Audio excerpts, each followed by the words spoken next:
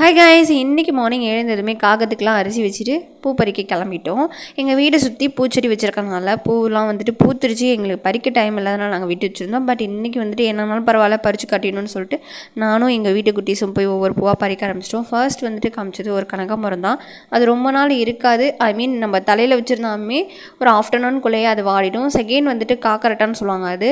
அப்புறம் தேர்டாக நான் ஒரு பூ பறித்தேன். அது வந்துட்டு டிசம்பர் பூன்னு சொல்லுவாங்க. அது டிசம்பர் மந்த்து தான் அதிகமாக பூக்கும். பட் இங்கே வந்துட்டு ஒரு சில கிளைமேட் சேஞ்சுனால இந்த ஜனவரி மந்த்து பூ பூத்துட்ருக்கு. இப்போ தான் முக்கு வச்சு பூ பூத்துட்ருக்கு.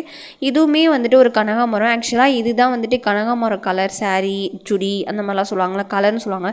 அதுக்கேற்ற கனகாமரம் வந்துட்டு இதுதான்.